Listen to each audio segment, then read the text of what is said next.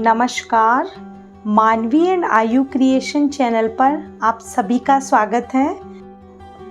आज हम सुनेंगे राजस्थान में सुनी जाने वाली ऋषि पंचमी की व्रत कथा।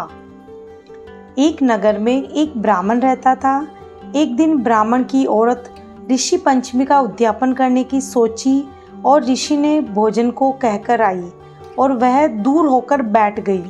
अब वह मन में विचार करके पड़ोसन के यहाँ पूछने गई तो पड़ोसन बोली कि तू तो 7 पाटिया पर बैठकर 7 बार नहा ले और रसोई बना ले।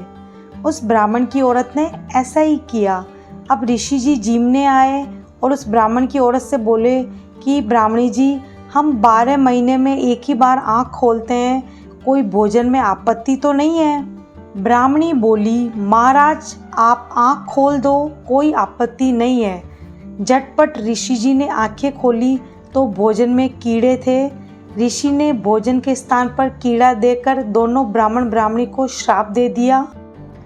अगले जन्म में ब्राह्मण तो बैल हुआ और ब्राह्मणी कुत्ती हुई और दोनों ही अपने बेटे के यहाँ रहते थे। बेटा तो बहुत धार्मिक था, दान धर्म ब्राह्मणों को जिमाने का बहुत काम करता था। अब एक दिन ब्राह्मण के लड़के ने अपने माता पिता के श्राद्ध का दिन आया तो बैल और कुत्ते दोनों को आपस में बात करने लगे कि आज तो अपने बेटे के यहाँ श्राद्ध है, खीर पूड़ी खानी है।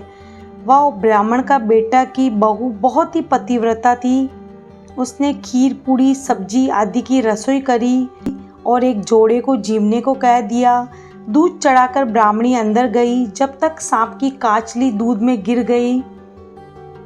अब उस कुत्ते के मन में विचार आया कि कोई भी ब्राह्मण या खीर खाएगा तो मर जाएगा। अब ब्राह्मण की बहू ने बहुत क्रोध आया तो चूल्हे की लकड़ी निकाली और कुत्ती को मार दिया।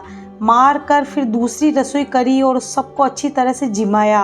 कुतिया को रोज़ तो रोटी देती थी पर उस दिन उसने उसे कुछ भी नहीं दिया।